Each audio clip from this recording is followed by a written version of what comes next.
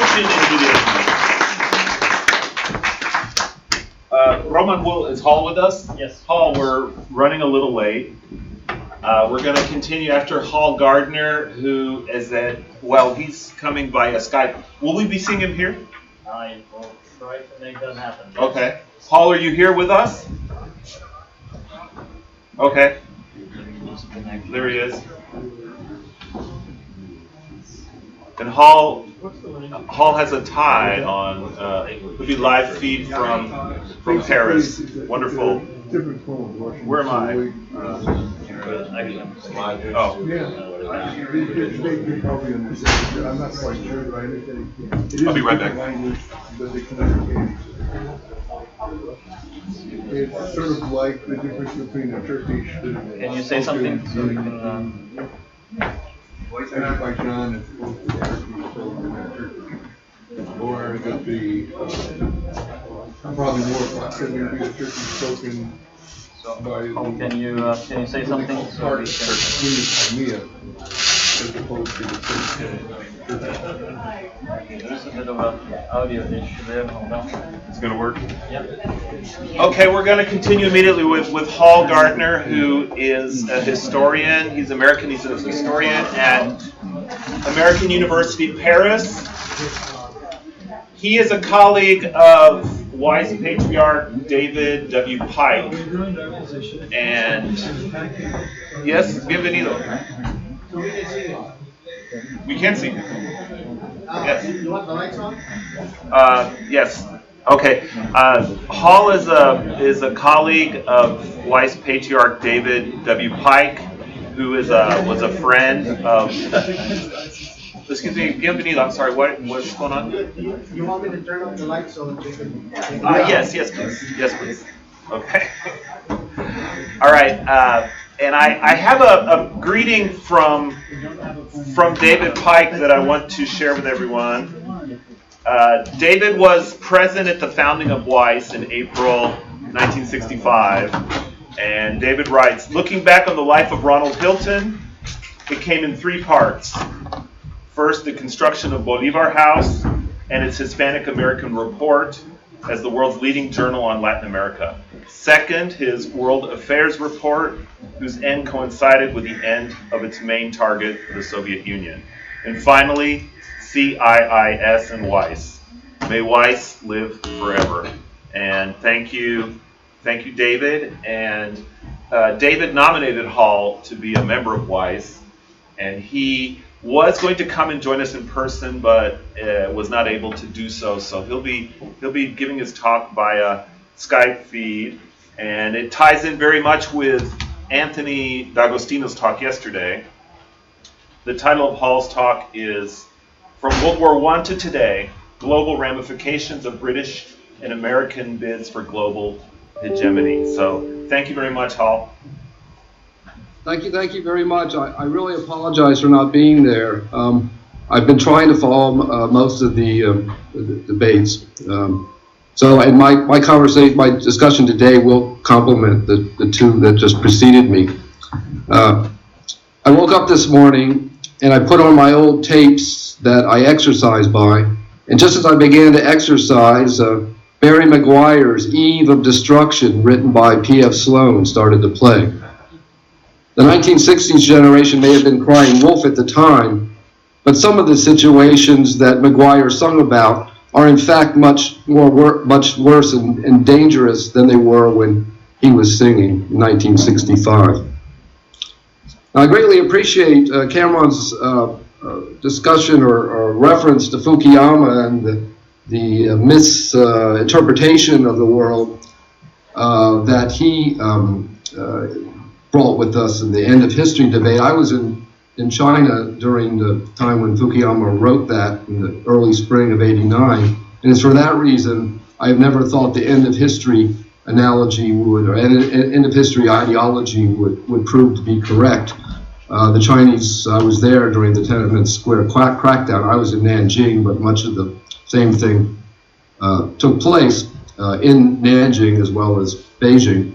And for that reason, and this is what I'm going to talk about today, my book is entitled Crimea, Global Rivalry, and the vengeance of history. The vengeance of history refers to the return of history as a major force in realpolitik in international affairs. It also refers to my own vengeance, Fukuyama, for writing a nasty review of my first book in foreign affairs, which I still haven't forgiven him about. So I take him on for the whole general introduction, all the way up to his present writing. I read it all.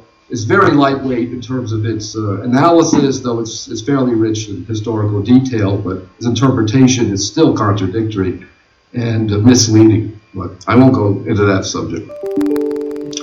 My basic argument today is that today's global crisis is seen as a mix of the pre-World War I and pre-World War II analogies.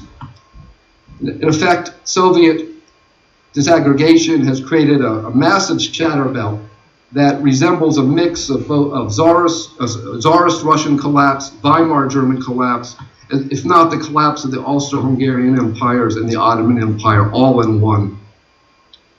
In this perspective, Russian annexation of Crimea and political military intervention appear to repeat actions somewhat similar to those of the Bolshevik Revolution, as the latter sought to consolidate the remnants of the Tsarist Empire.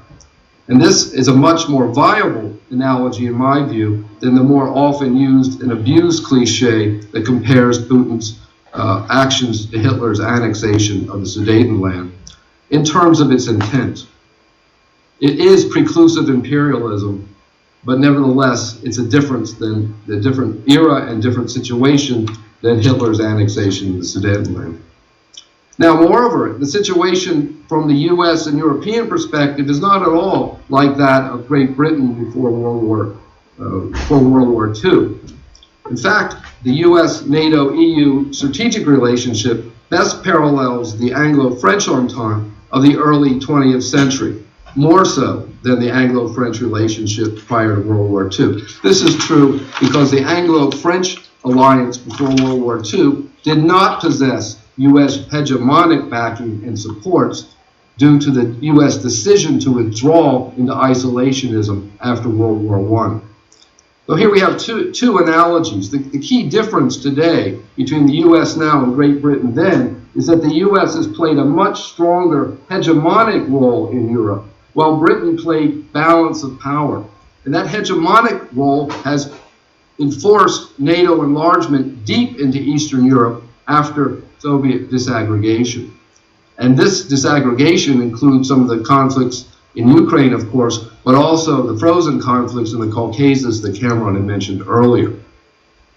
So by contrast with the multipolar, so-called multipolar era of the pre-World War period, Great Britain tended to play the role of a holder of the balance between France, Germany, and Tsarist Russia in its so-called splendid isolation. Now, the Brits would slowly move out of isolation with the Anglo-French Entente, well, first with the Anglo-Japanese alliance, but we'll talk about that in a minute.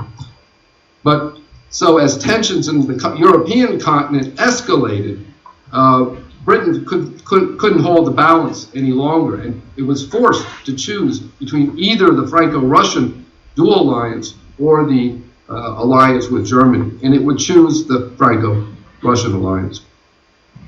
In many ways, it was the Franco-French manipulations of the Franco-Russian alliance that pressured Britain into the formation of the 1907 Anglo-French-Russian Triple Entente, which was seen as encircling Imperial Germany and Austria-Hungary at the time. And this is what provokes Berlin into a two-front war. It's essentially the argument of my other book this year called The Failure to Prevent World War I, The Unexpected Armageddon. Now let me try to outline this comparative historical map a little bit more detail in reference to the U.S., the core European countries, and Japan in relationship to Russia and China, and a thus far neutral India. What I'm going to argue is that the geopolitical, geostrategic relationships of the pre-World War I era have been magnified on a global scale, but they're very similar by historical accident, or I'm not sure how to explain all the reasons for this. But as I said, they mimic aspects of both the pre-World War I era and the pre-World War II era. So we've seen the Soviet collapse as parallel with collapses of four empires. In Austria-Hungary, in Central and Eastern Europe, and the Ottoman Empire throughout the wider Middle East. Both these empires opened up what I call a shatter belt of zones of conflicting states in which very difficult to bring under control unless they're controlled by a strong hegemonic power. And this has opened up the hegemonic rivalry between the U.S. as expanding NATO and the EU double expansion into Eastern Europe and the Soviet claims to the near abroad. We'll talk about that as this goes. But the point is that the collapse of the Soviet Union opens up these conflicts because much like Weimar Germany, more so than Tsarist Russia, now here we've got to watch out, we mix metaphors all the time, but the point is that Weimar Germany lost all the overseas holdings that Imperial Germany had possessed due to the Versailles Treaty. So the difference, though, of course, is the Soviet Union was also, like Imperial Germany, expanding overseas. And the new Russian Federation, after Soviet collapse, has been trying to hold on to the remnants of the overseas Soviet Empire, in addition to recarving a new mini-Soviet Union inside the Eurasian continent, in alliance with China, which I'll talk about. But this is where the Syrian issue becomes so important from the Russian perspective, because they're trying to hold on to this last remnant of Soviet overseas hegemony, and as Cameron mentioned, the Tartus naval base that's opened Russia to the Eastern Mediterranean. Now, here, and what's also frightening or worrisome from the Russian perspective, is the contemporary NATO-EU enlargement, the double enlargement, which is uncoordinated. NATO's enlarging some countries, EU's enlarging to others. They don't really even talk to each other. Living in Europe, it's quite amazing to see how they both live in Brussels and yet they can't speak to each other. But from the Russian perspective, this double enlargement is recreating the interwar period of German and then Polish efforts to form a European confederation, or an intermarium, that was Pilsudski's goal after the collapse of the Soviet Empire and breakup of Imperial Germany as well. And here, this new confederation is being pushed by NATO, though. It's not a neutral confederation in between Russia and Germany, but one that is dominated or controlled behind the scenes by NATO enlargement. So rather than, at the end of the Cold War, creating a new Euro-Atlantic system of security from Vancouver to Vladivostok, as the Bush administration talked with Gorbachev, we've gone ahead and expanded NATO up to Ukraine and into the Baltic states, of course. So this project is reminiscent of the Polish project after World War I. And how did Soviets meet the Polish project after World War I? It was simply to move into Belarus and Ukraine in order to block further expansion at that time. So the Soviet annexation of Belarus and much of Ukraine was intended to check the further dismemberment of the Tsarist Empire against Polish efforts to obtain hegemony at that time. And similarly, in 2014, the Russian annexation has been intended to check NATO and EU efforts to manipulate Kiev against Moscow and prevent the further dismemberment of the Russian Federation from their point of view. And remember here, Kharkiv was the seat of Lenin's Congress of Soviets, and once again becomes the seat of the Russian nationalists, or one of the seats of the Russian nationalists. So again, I think this analogy is stronger than the Hitler's analogy to the annexation of Sudetenland. Now, furthermore, the Russia-China relationship is key, and this plays a role similar to the 1887-1890 German-Russian reinsurance treaty, which would be dropped after Bismarck leaves office, but it would open the door for France to align with Russia, which would set the encirclement in process. But here, the Russia-German Reassurance Pact and the Repello Pact in the 1920s can be compared as these two continental isolated states, Weimar Germany and Soviet Russia, suddenly were secretly aligning behind the scenes in the 1920s. This culminates in the Molotov-Ribbentrop Pact, and then now it's the two isolated states of Russia and China which are beginning to come together. And I think, though American officials always deny that this is going to last very long, I would argue it is going to last long as three conditions hold: that NATO enlargement to the west continues to pressure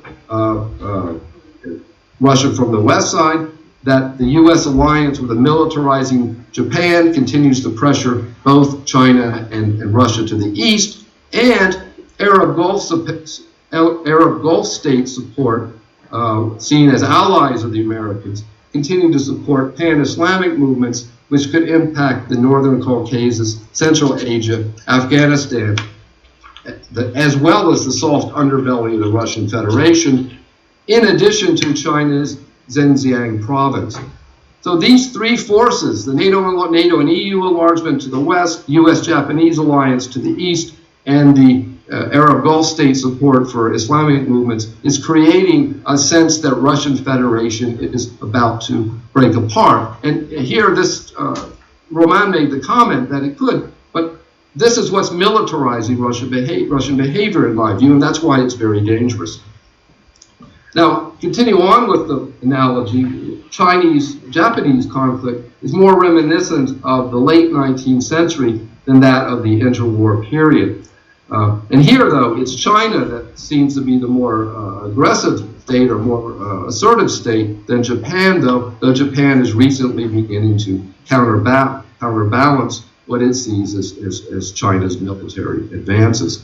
But the point is that as China begins to assert its hegemony over resources and islands in the Indo-Pacific, and as it develops its string of pearls and its Silk Road strategies, it is coming increasingly in conflict with with Vietnam, the Philippines, as well as Japan. So we have another conflict area in Asia that I don't think has been talked about. So, now the last country that's important is India. And India is a key pivotal state. It can shift either way. It can either go with Russia and China, or it could swing towards the Americans, French, and Japanese. All these states are kind of in competition to draw India to its side. So India remains the key pivotal state, and where it swings to could change the global balance of power.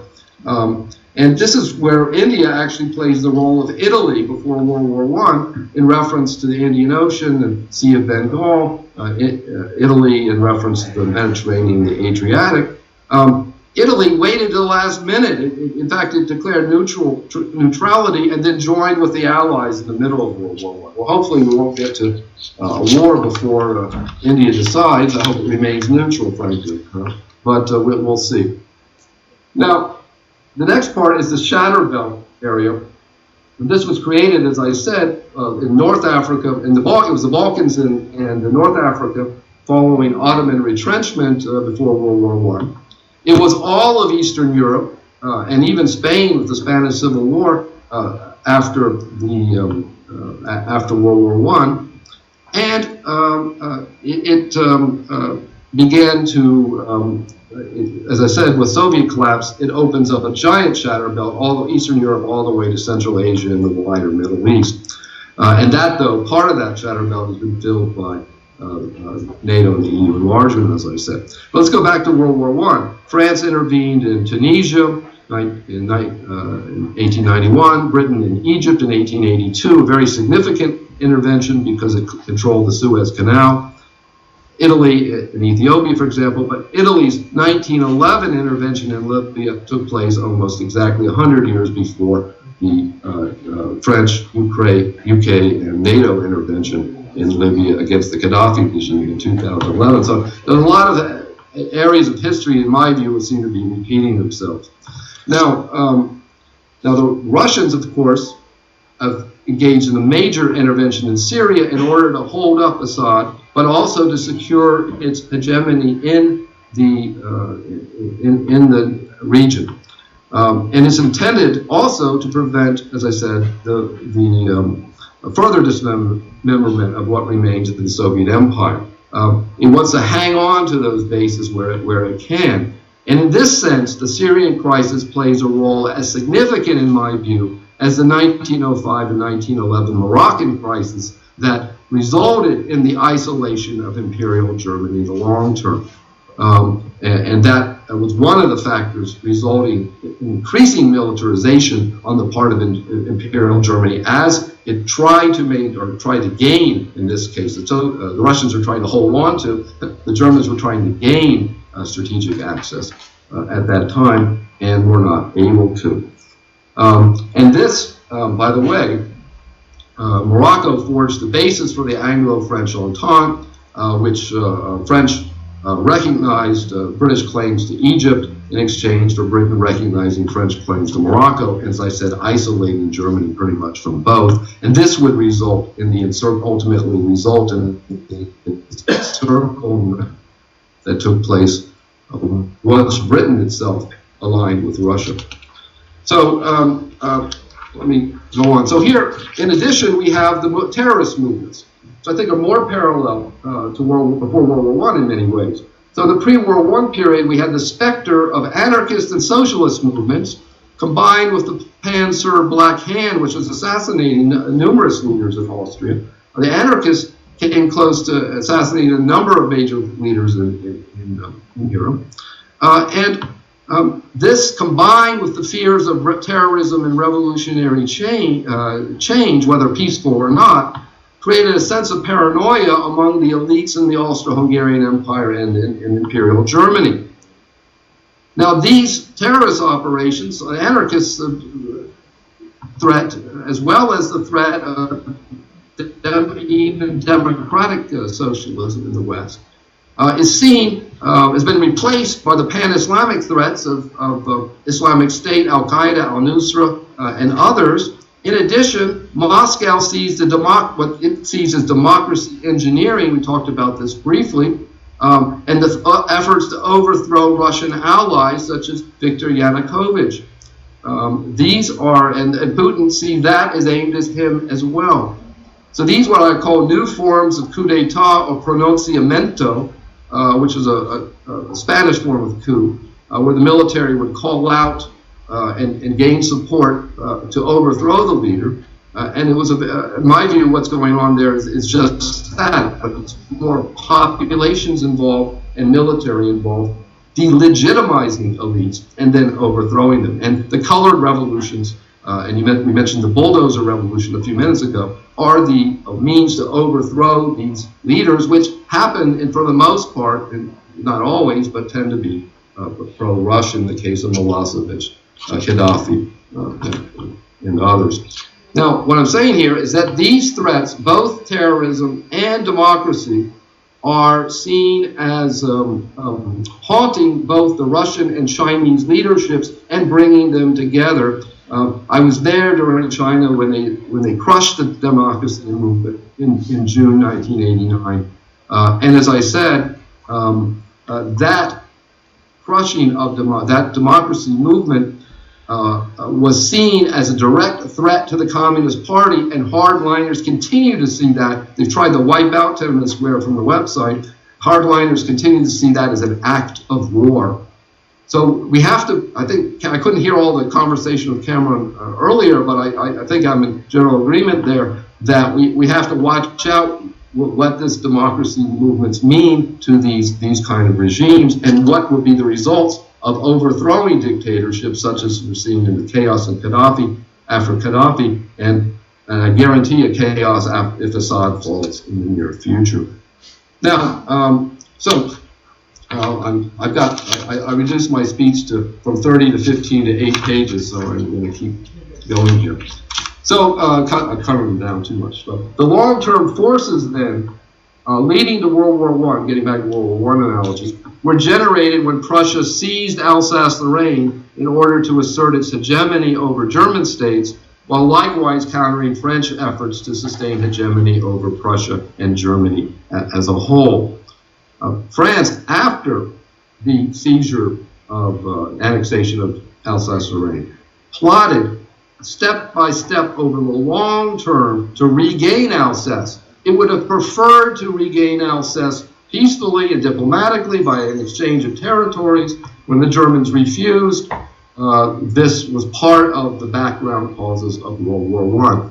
The phrase at that time was Alsace, Alsace, speak of it never, think of it always. This was the mantra of the French elites. But what the key danger today is, as we confront a more militant Putin, who appears to be acting more like Chancellor Bernard von Bülow than Bismarck, the question remains, will the French mantra be replaced with the NATO European Union mantra, Crimea, speak of it never, think of it always? What I'm saying here is that we're generating an insecurity, security dialect, security dialogue, whatever you want to call it, that will continue to augment tensions between NATO, the EU, and Russia if we cannot come to a real politique deal with Moscow in the near future. All right, let me just finish up in the last conclusion. In today's circumstances, we don't have an encircling alliance like that in World War I. We don't have Britain, France, and Russia combining to squeeze Imperial Germany and Austria-Hungary. What we do have is an Anglo, U.S., European, NATO, Japanese alliance, which in my mind is pushing both Russia and China closer together, plus an alliance or a tacit alliance with the Arab states, Arab Gulf states, which are in effect fueling a number of pan-Islamic movements inside the North Caucasus, Central Asia, and as I said, Xinjiang province, if not the soft belly of the Russian, soft underbelly of Russia itself. So there's a real danger that this alliance could support Ukraine in the effort to push Russia out of Crimea, much as France, aligned with both Russia and Great Britain, sought to pressure Germany out of Alsace-Lorraine. All right. Well, it may be comforting to think that American hegemony is here to stay. America's relatively superior position in most military, economic, and cultural domains, as the definition of, a wider definition of hegemony entails, will not necessarily prevent regional wars in areas that are largely outside U.S. spheres of influence and security. Nor will American hegemonic preponderance necessarily prevent the U.S. from stumbling into significant conflicts with revanchist regional states or even a counter-alliance of major powers. Without a major U.S., European, and Japanese diplomatic offensive and outreach towards both Russia and China that seeks to establish new confidence-building measures and measures of security in Europe, and in resolving the conflict in eastern Ukraine in accordance with the Minsk II agreement, and finding an agreement over Crimea, while simultaneously seeking to quell tensions in the Asia-Pacific, and likewise attempting to find a common approach through the formation of a contact group to the ongoing conflicts in Iraq and Syria, the chances of a wider regional conflicts and chances of, if not new forms of hybrid warfare between the major powers will continue to augment. Obviously, a tough agenda to execute. Now, finally, one of the ironies of the pre-World War I era, which is still relevant today, is that while Britain failed to make peace with Imperial Germany, it did, really, to the surprise of the world, make allies with France, even though in 1904, even though the two came very close to war in 1898, and were still planning for war up until 1901, 1902. Second point is that the British were able to make an accord with their historic Russian rival, the great game in Asia, as Kipling called it, over Afghanistan, Tibet, Baluchistan, and Iran in that period, just in a 2 years or so before, in 1907, where the Anglo-Russian Accord was forged with French assistance, by the way. Now, my point here is that at least proves the fact that it is possible to make an accord with Russia if you give diplomatic will to do so. Now, as I said, those two accords, the French and Russian accord, totally alienated Germany. And if we do make an accord with Russia, we can't alienate China either. So we have to approach both states as well. But my point is that we may be able to learn something by the way the Brits and the Russians engaged in Eurasia in order to try to learn something from the Brits in order to engage with Russia today, even if the geopolitical context and constellation of powers is not the same. At least the British proved that an accord with the Russian bear is possible.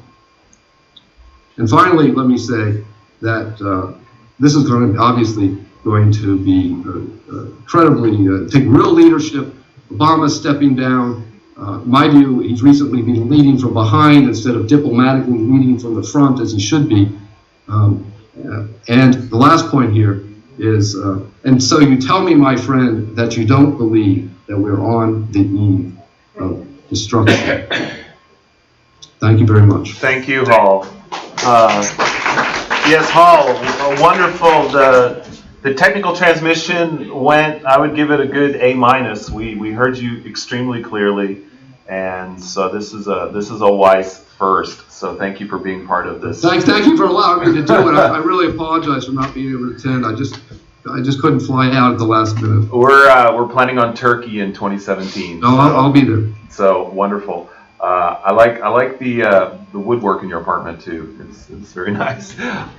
So I will repeat. I have the microphone here, Hall, and I will rephrase questions from. Yeah, thank you. Because I can't hear the questions in the audience. Okay, so I'll rephrase them. Do we have? Yes. Bienvenido. Okay, this is Bienvenido Macario. Keep the question brief so I can rephrase them.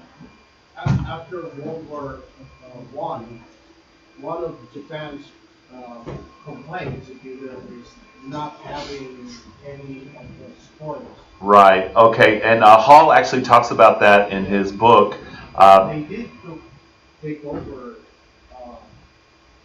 the German Can't hear you. possessions. Okay, I'll repeat it in Hall. Yes. So what prompted them to be aggressive and join forces with Italy? Okay. World War II? Bienvenido has a question concerning Japan in the aftermath of World War I, that even though it was part of the victorious Allied coalition, it had the complaint that it did not get to share in any of the spoils. Right. And specifically, the German, I believe, like Qingdao in that area. But yes. Yeah, Right. Qingdao was given to the Japanese by the Versailles Treaty, and that's in fact what calls the Maoist Revolution. All the students in Beijing University began immediate protest when Versailles was handed over that to the Japanese. And that to me was a major historical error on the part of Versailles. Interesting. Yeah, it's very interesting. Do you have any? You specifically want to know how did the rise of Japanese militarism? After that led to World War II, if in fact they have so many possessions. Oh, why? Bienvenido's actually, I think I misinterpreted his question, that if Imperial Japan was given some of the spoils, why then did it lead to the rise of militarism in Japan? That led to the Second World War. I mean, this is why I actually focus. In my view, the situation is not that after World War I, but the situation before, where you had a rivalry. In China, you had what was called the self-strengthening movement in the late 19th century. And this self-strengthening movement didn't really strengthen China, and a lot of corruption involved in its military development, which is, by the way, the same issues that are going on now to a certain extent. And Japan and China were engaged in this long, over a 20-year period of military buildup until Japan and China went to war in the 1894-95 conflict and took Formosa, Taiwan at that time. So in my view, the Japanese, even after World War I, were not satisfied that they had put China down enough. But I'd have to. There was a whole period in the 1920s where Japan was fairly calm, and then it resurged in the 30s and began its imperialistic endeavors. Yes. Okay. Now we have a question from Robert Gibbs. Basically, it's kind of a point on the Sangtao thing. He has a question about the Sangtao. Is it basically it was given to the Japanese, as I understand it, because they were there and they weren't going to go. They had the brewery, they had the town, they had everything. Right. Bob says it was given to the Japanese because of the boots on the ground. They were already there and they weren't going to go. Right. That's part of the problem with great power politics. They don't look at what's going on in the local areas. Yeah. Yes, from Francisco Wong Diaz. Many wars begin as a result of miscalculation.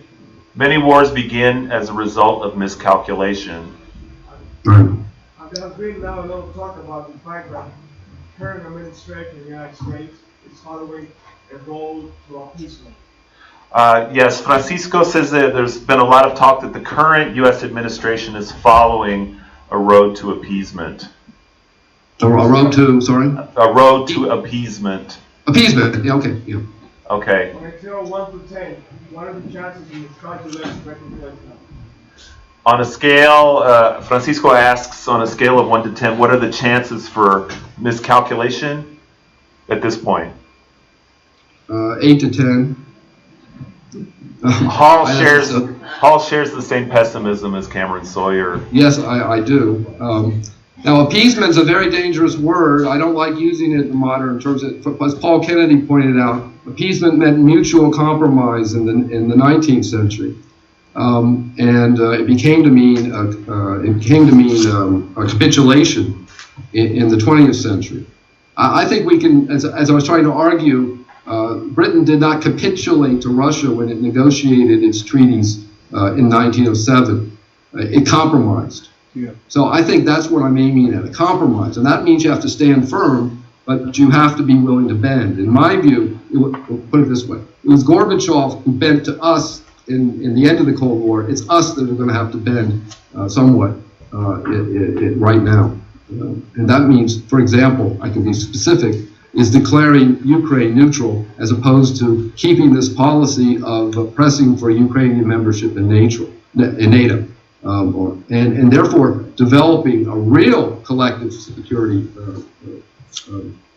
organization and treaty, not just a treaty, not just the Budapest Accords, but something much broader than that, in engaging Russia in its quest for a new European security treaty. Now, I was involved in some of those discussions after the August Georgia War, 2008, where we were trying to reset relations. In Track 2 diplomacy, I was involved with the East-West Institute, and believe me, there was never a reset of relations at the end of the Russian-Georgian conflict. And we still need to go back to that and start really rethinking how we approach Russia. And as I said, the Anglo-Russian Accord of 1907, in my mind, provides the beginnings of a model, but it's still back in the 19th century, even though some of the issues are similar. Afghanistan, for example. But we have to look deeper than that, go beyond what the Brits did back in 1907. Yes, Tim Brown. Tim, did you have? Yes. My question is, a lot of this talks about the northern sphere of the world with leaving out the other half of the world. Right. Tim says that this discussion is focused on the northern sphere of the world, leaving out the southern sphere. And to a great extent, the strategic lines of communication with the three canals and others are in the southern sphere. Right, but a lot of the strategic lines of communication, including the three canals, are in the southern sphere. How does this play into game. How does this play into the game? Sharing. Right, you mean how the South plays into the game, or Yes. The point is that I think the Syrian conflict will involve the southern sphere, at least in terms of the Arab Gulf countries and the Persian Gulf region, as well as the Suez Canal with Egypt under General Sisi having switched from the previous leadership of Muslim Brotherhood. Now, if you're talking about Africa and Latin America, I mean, they're getting involved indirectly with Putin looking for alternative resource and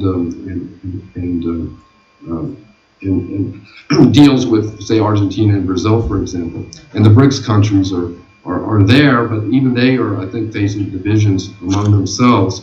So I guess strategically the best answer to that question is look what the BRICS are doing, particularly India, South Africa, and Brazil, and then with how they're going to develop new strategic approaches to this ongoing conflict between the U.S., Europeans, Russian, and Chinese. And I said India is the key pivotal state, and where India goes, in my view, will shift the global balance of power. India has become the swing state, the Ohio, Pivotal Florida state. pivotal state. Do we have another?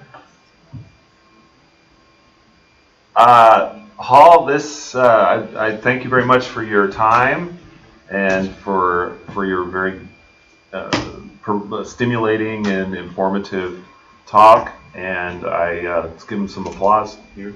Thanks, everyone.